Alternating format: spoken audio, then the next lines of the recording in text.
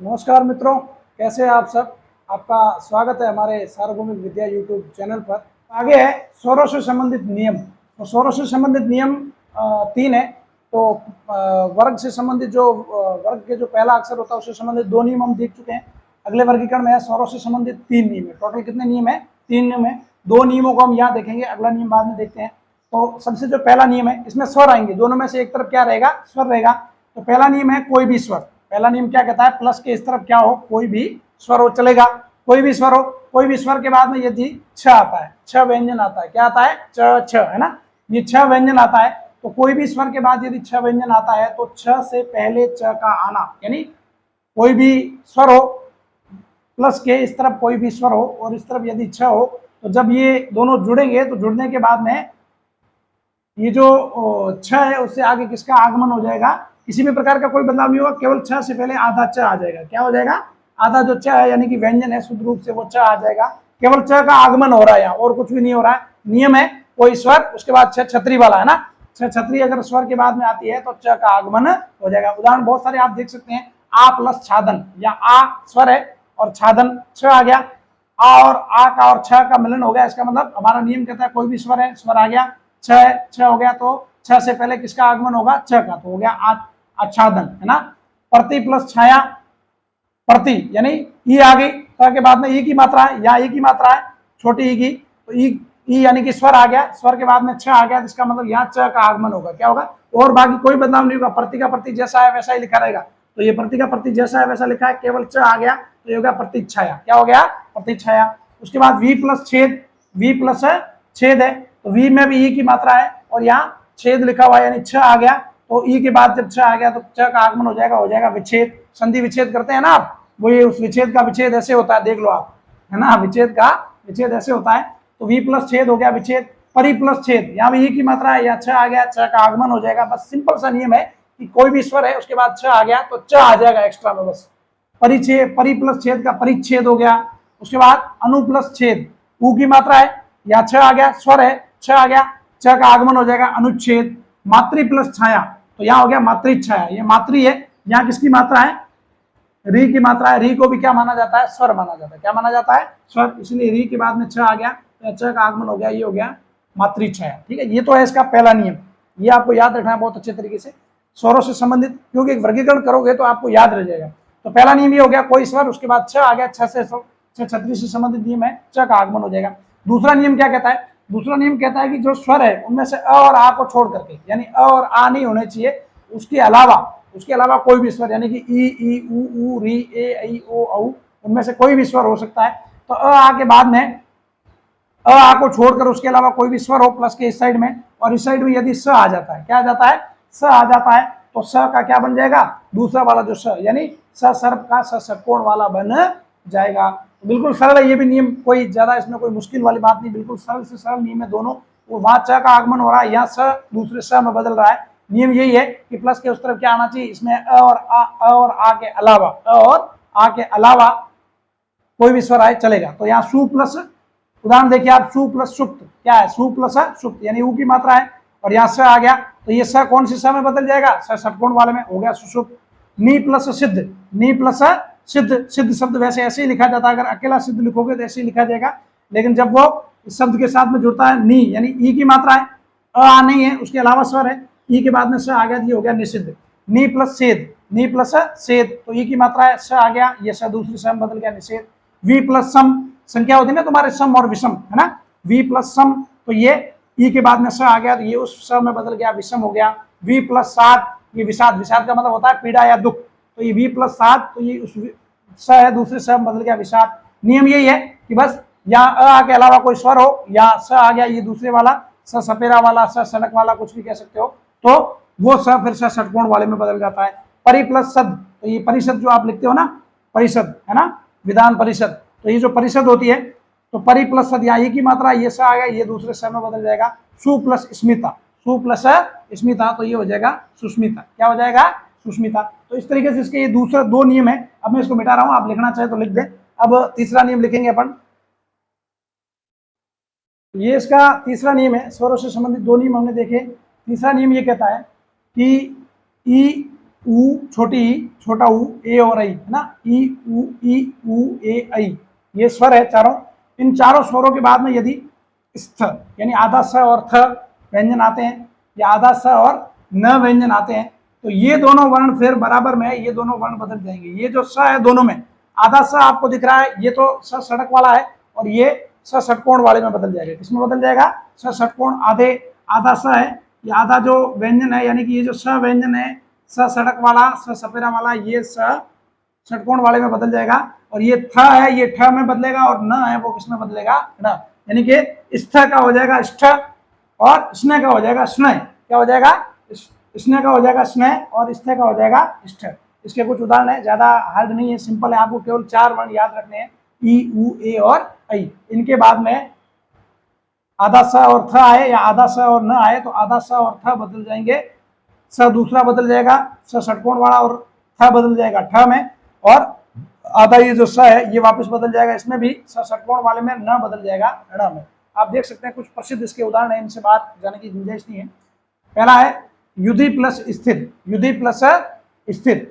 तो यहाँ युधि प्लस स्थिर यानी कि ई की मात्रा है, छोटी ई की मात्रा है, बड़ी ई की नहीं है, ध्यान रखना, छोटी ई की मात्रा है, छोटी ई आ गई, और यहाँ पे स आधा और थ आ गया, स्थ आ गया, है ना। तब आप इसको जब बदलोगे तो युधि का तो युधि आ जाएगा।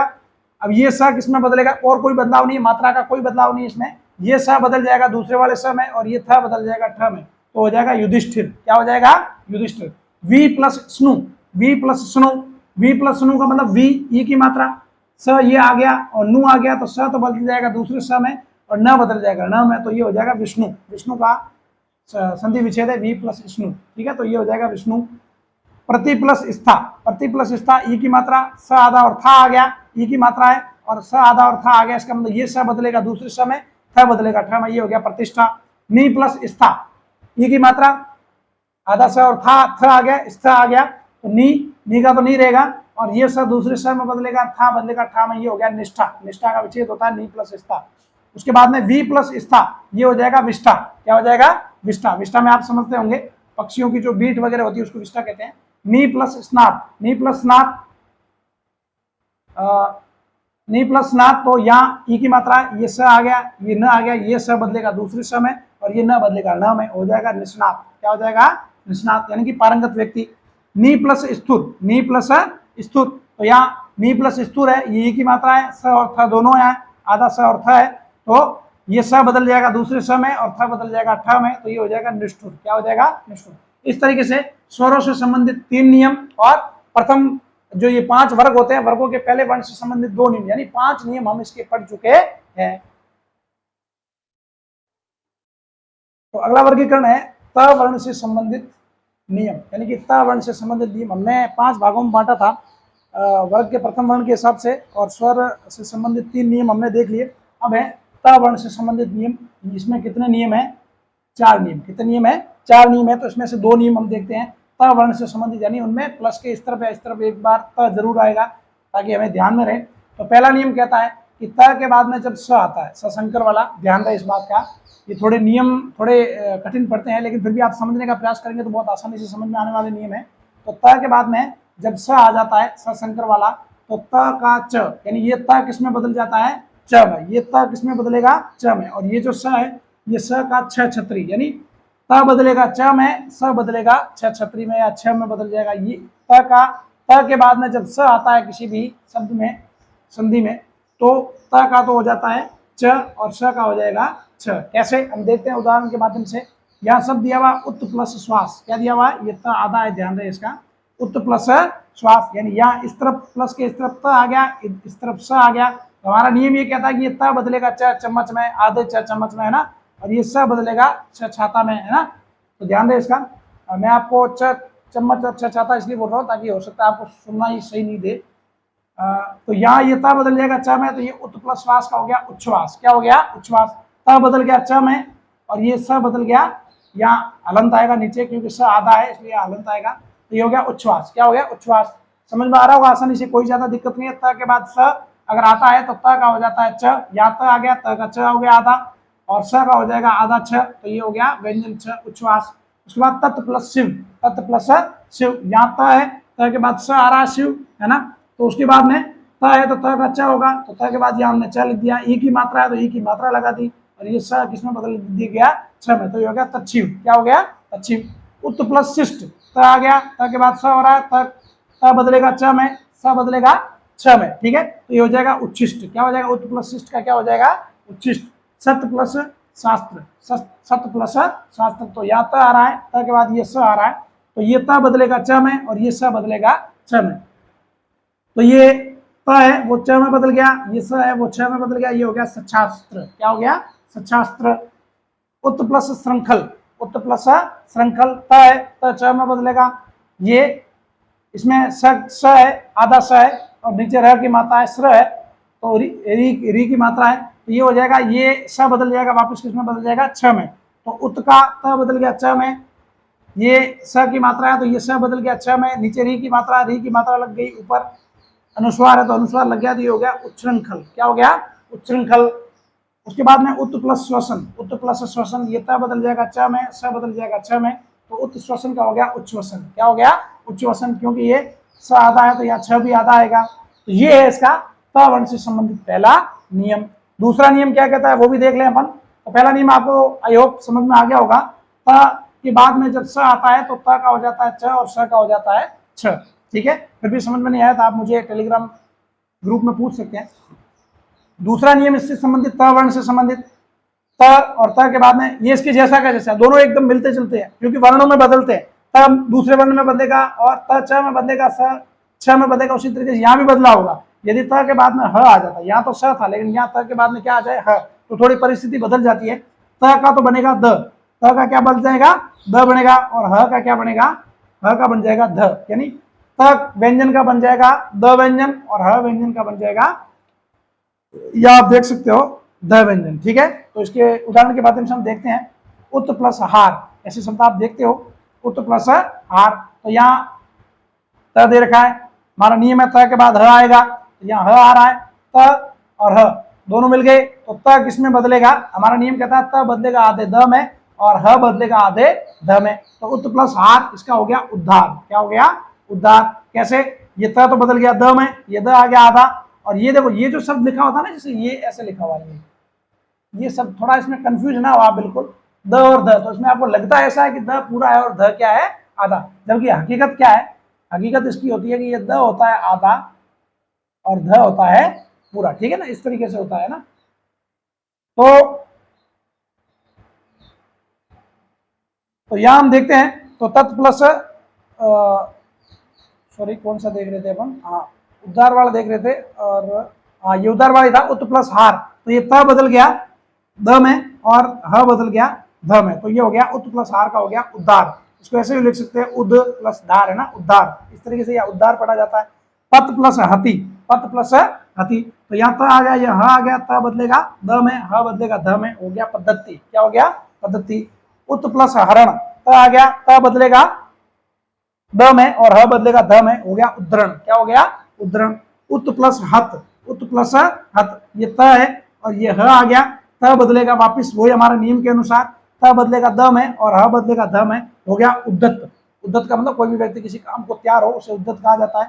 तत् प्लस हित, तत् प्लस हित, तो ये त आ गया, यहाँ त बदल जाएगा द में और ह बदल जाएगा ध में, ये हो जाएगा तद्धित। तद्धित आपके शायद प्रत्यय में होता है, एक प्रकार होता है शायद तद्धित प्रत्यय, है ना। तो ये दो नियम थे। अब इसको आप लिखना चाहे तो लिख ले अच्छे तरीके से, फिर मैं बाद में इसको मिटा रहा हूँ। तीसरा नियम देखते हैं, त वर्ण से संबंधित। तो ये त वर्ण से संबंधित तीसरा नियम है। दो नियम हम देख चुके हैं त वर्ण के। तो ये नियम क्या कहता है, देखिए आप ध्यान से, त के बाद में, त वर्ण के बाद में यदि च ज यानी पहला और तीसरा अक्षर च वर्ग का, ट ड ट वर्ग का पहला और तीसरा अक्षर, त द यानी त वर्ग का पहला और तीसरा अक्षर, या फिर ल यानी कि 2, 4, 6 और 7 अक्षर आपको अच्छे से याद रखने हैं। च ज, ट और ड, त और द और ल, इनमें से कोई भी वर्ण यदि आता है त वर्ग के बाद में, त वर्ण के बाद में, सॉरी त वर्ण के बाद में कोई भी आता है, तो त के स्थान पर त के बाद में आने वाला वर्ण हो जाता है। यानी कहने का मतलब है ये वर्ण डबल हो जाते हैं। ये च, त के बाद में यदि च आता है तो च डबल हो जाएगा, त की जगह क्या हो जाएगा, ये त च में बदल जाएगा। त किसमें बदल जाएगा, च में। यानी जो वर्ण त के बाद में आता है त उसी वर्ण में बदल जाता है। त के स्थान पर त के बाद आने वाला वर्ण हो जाता है। कहने का मतलब ये है कि त के बाद में इन वर्णों में से, इन 7 वर्णों में से कोई भी वर्ण आता है तो त उसी वर्ण में बदल जाता है। यानी त के बाद अगर च आ गया तो आधे च में बदल जाएगा, त के बाद ज आया तो ज में बदल जाएगा, त के बाद ट आया तो ट में त बदल जाएगा, और त के बाद में त आता है तो त डबल हो जाएगा, त के बाद में द आता है तो ये त किस में बदल जाएगा, द में, और त के बाद में यदि ल वर्ण आता है तो त बदल जाएगा ल में। कहने का मतलब ये है कि त के बाद में ये 7 वर्ण आते हैं, कौन कौन से, च, ज, ट, ड, त, द और ल, तो ये त इन्हीं वर्णों में बदल जाता है। उदाहरण के तौर पे समझेंगे तब आपको आसानी से समझ में आ जाएगा। पहला उदाहरण हमने लिया है उत प्लस चारण। क्या लिया है, उत प्लस चारण। तो यहाँ त वर्ण त आ गया, त के बाद में च आ रहा है, हमारा नियम कहता है च, ज, ट, ड, त, द और ल। तो यहाँ त के बाद में च आ गया तो हमारा नियम ये कहता है कि त के बाद में यदि च आ गया तो ये त भी किस में बदल जाएगा, च आया तो च में बदल जाएगा, तो उत प्लस चारण का हो जाएगा उच्चारण। क्या हो जाएगा, उच्चारण। सत प्लस चिदानंद, सत प्लस चिदानंद, तो यहाँ त है, यहाँ च आ गया, तो ये जो त है वो किसमें बदल जाएगा, च में, तो ये हो गया सच्चिदानंद। क्या हो गया, सच्चिदानंद। बिल्कुल सरल है, कोई ज्यादा हार्ड नहीं है। त के बाद में ये जो च, ज, ट, ड, त, द, ल, इन 7 वर्णों में से कोई भी वर्ण आता है तो त उसी में बदल जाता है। बात सीधी सी है, त आधा उसी में बदल जाता है। सत प्लस चरित्र का हो जाएगा, त बदल जाएगा च में, सच्चरित्र। क्या हो जाएगा, सच्चरित्र। उत प्लस ज्वल, उत प्लस ज्वल, तो यहाँ त है, ये काफी विवादास्पद है वैसे, लेकिन इसका सही यही माना जाए। कुछ लोग इसका उद भी बताते हैं, हालांकि उपसर्ग के हिसाब से देखा जाए तो उद हो सकता है, लेकिन संधि के हिसाब से उत प्लस ज्वल सही होता है। तो उत यानी कि ये त है, त के बाद में ज आ गया, क्या आ गया, ज भी हमारे नियम के अंतर्गत है, तो त के बाद में ज आया तो ये त किसमें बदल जाएगा, आधे ज में, तो ये हो जाएगा उज्ज्वल। उज्ज्वल को ध्यान रखना आप, ज उज्ज्वल में कहीं भी ज पूरा नहीं होता है, कुछ लोग ज पूरा पूरा लिखने की गलती करते हैं, वो गलत है। तो उत प्लस ज्वल का हो जाएगा उज्ज्वल। यावत प्लस जीवन, यावत प्लस जीवन, तो यहाँ त आधा है, हलंत त है, और त के बाद में ज आ रहा है तो ये त भी किसमें बदल जाएगा, ज में, यानी त के बाद में जो वर्ण आएगा ज त उसी में बदल जाता है। जो वर्ण का मतलब है ये 7 वर्ण, केवल इनमें से, दूसरे वर्ण नहीं, केवल इनमें से। यावत प्लस जीवन का हो जाएगा यावत जीवन। जगत प्लस जननी, जगत प्लस जननी, तो यहाँ त आ गया, ज आ गया, तो ये त ज में बदल जाएगा, शब्द हो जाएगा जग जननी। क्या हो जाएगा, जगत जननी। तत् प्लस टीका, यहाँ त है, आगे ट आ रहा है तो ये त अब किसमें बदल जाएगा, इसी ट टमाटर में बदल जाएगा, तो तत् प्लस टीका का हो जाएगा तट्टिका। क्या हो जाएगा, तट्टिका। उत प्लस लाश, ये त आ गया, त के बाद ल हमारे इसके अंतर्गत आता है, त के बाद ल आ गया तो ये त किसमें बदल जाएगा, ल में, तो ये हो जाएगा उल्लास। क्या हो जाएगा, उल्लास। उत प्लस डयन, उत प्लस डयन, त है, त के बाद ड आ रहा है तो त किसमें बदल जाएगा, ड में, तो ये उत प्लस डयन का हो जाएगा उड्डयन। क्या हो जाएगा, उड्डयन। उड्डयन आप जो फ्लाइट से संबंधित जो विभाग होता है उसे उड्डयन विभाग कहा जाता है। उत प्लस है दंड, ये त है, त के बाद द आ गया तो ये त भी किसमें बदल जाएगा, द में, तो ये हो गया उद्दंड। क्या हो गया, उद्दंड। उद्दंड का मतलब होता है न मानने वाला व्यक्ति या बहुत बदमाश व्यक्ति, उसे उद्दंड कहा जाता है, जो उद्दंड करता रहता है। तो अगला है विद्युत प्लस लेखा, यहाँ त है, त के बाद फिर ल आ रहा है तो ये त किसमें बदल जाएगा, ल में, तो विद्युत प्लस लेखा का हो जाएगा विद्युलेखा। क्या हो जाएगा, विद्युलेखा। तो ये था इसका तीसरा नियम। अब इसके बाद में हम देखेंगे इसका अगला त वर्ण से संबंधित चौथा नियम। त वर्ण से संबंधित चौथा और अंतिम नियम, 4 नियम है टोटल। ये जो चौथा नियम हम देख रहे हैं, चौथा नियम क्या कहता है कि द के बाद में, ये त वर्ण से संबंधित है, द के बाद में कौन कौन से वर्ण आए, क आ जाता है, ख आ जाता है, प आ जाता है, थ आ जाता है, प आ जाता है, फ आ जाता है, या स या क्ष, है ना। ये 2, 4, 6 और 8, यानी कि क का पहला और दूसरा, क वर्ग का पहला दूसरा वर्ण, प वर्ग का पहला दूसरा वर्ण और प वर्ग का पहला दूसरा वर्ण, ये 6 अक्षर तो ये हो गए। और ये स सपेरा वाला और क्ष क्षत्रिय वाला, ये 8 वर्ण द के बाद में। किसके बाद में, द के बाद में यदि ये आते हैं तो द की जगह क्या हो जाएगा, त। यहाँ तक वर्ण यहाँ आ रहा है ना, हम त से संबंधित नियम पढ़ रहे हैं, यहाँ थोड़ा उल्टा हो रहा है। इससे पहले आपने जितने भी नियम देखे उसमें त इस तरफ था, लेकिन यहाँ त परिणाम के अंतर्गत संधि होने के बाद में आ रहा है। तो कहने का मतलब नियम हमारा ये कहता है कि द वर्ण के बाद में क, ख, त, थ, प, फ या स और क्ष, इन 8 वर्ण, यदि 8 वर्ण आते हैं तो ये द किसमें बदल जाएगा, त में बदल जाएगा। किसमें बदल जाएगा, त में बदल जाएगा। सिंपल से इसके कुछ उदाहरण है। आपद प्लस काल, आपद प्लस काल, द यहाँ दे रखा है, यहाँ क हमारे नियम में है, क दे रखा है, तो अब सीधा सा नियम है, ये द केवल त में बदलेगा और कुछ भी नहीं है। तो आपातकाल का क्या हो गया, आपातकाल, क्या हो गया, आपातकाल। सद प्लस कार, सद प्लस कार, तो ये शब्द आपने कई बार देखा होगा, कई बार पढ़ा भी होगा। सद प्लस कार, यहाँ द दे रखा है, यहाँ क वर्ण आ गया, हमारा नियम है द और क, तो द किस में बदल जाएगा, त में। सिंपल सा नियम है, सद प्लस कार का हो जाएगा सत्कार। फिर है तद प्लस परायण, तद प्लस परायण, यहाँ द है और यहाँ प आ गया, प हमारे नियम के अंतर्गत है, तो ये द किस में बदल जाएगा, केवल त में बदल जाएगा, और कुछ भी बदलाव नहीं होगा, ये हो जाएगा तत्परायण। क्या हो जाएगा, तत्परायण। उद प्लस खनन, उद प्लस खनन, ये द है, ख आ गया, क के बाद ख दे रखा है यहाँ, तो ये द केवल त में बदलेगा, बाकी सब सेम रहेगा, उत्खनन हो जाएगा। तद प्लस पर, तद प्लस पर, तो ये हो जाएगा तत्पर। क्या हो जाएगा, तत्पर। उसके बाद में उद प्लस तम, क्या दे रखा है, उद प्लस तम, ये द है, द किसमें बदल जाएगा, तम है, तो ये हो जाएगा उत्तम। क्या हो जाएगा, उत्तम।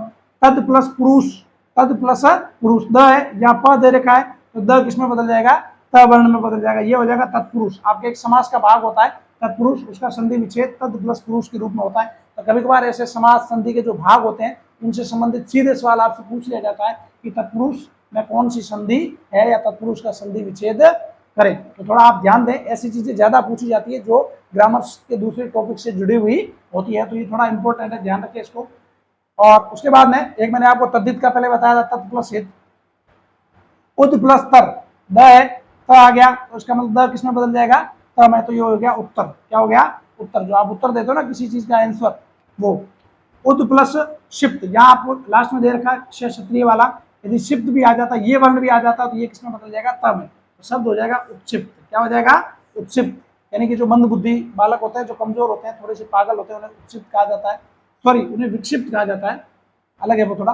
उद प्लस स्थान, उद प्लस स्थान, यहाँ द है और यहाँ स आ गया, तो इसका मतलब द किसमें बदल जाएगा, द बदल जाएगा त में, तो ये हो गया उत्थान।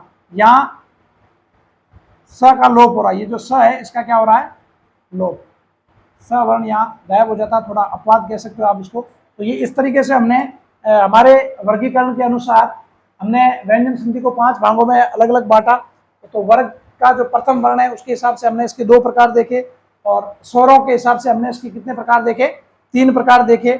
और उसके बाद में त वर्ण से संबंधित हमने इसके 4 नियम देखे, यानी हम व्यंजन संधि के लगभग 2, 3, 5 और 4 9 नियम देख चुके हैं। तो अभी मैं इसको मिटा रहा हूँ, आप लिखना चाहे तो बीच में लिख सकते हैं। तो ये इस तरीके से आज के लिए इतना काफ़ी है। अगली क्लास में हम आगे जो इसमें जो बचे हुए जो 2 और भाग है, 3 भाग हमने देखे हैं वर्गीकरण के हिसाब से, ये मैंने अलग प्रकार से वर्गीकरण किया है और आपके लिए बहुत उपयोगी होगी। तो आप सभी से निवेदन रहेगा कि यदि हमारी क्लासें आपको अच्छी लगे तो आप इसे आगे से आगे शेयर करें, अपने साथियों तक पहुँचाएँ, और हमारे आपके जो मिलने वाले मित्र हैं उन्हें कहें कि हमारा चैनल सब्सक्राइब करें, हमसे जुड़े। बहुत बहुत धन्यवाद। जय हिंद, जय भारत।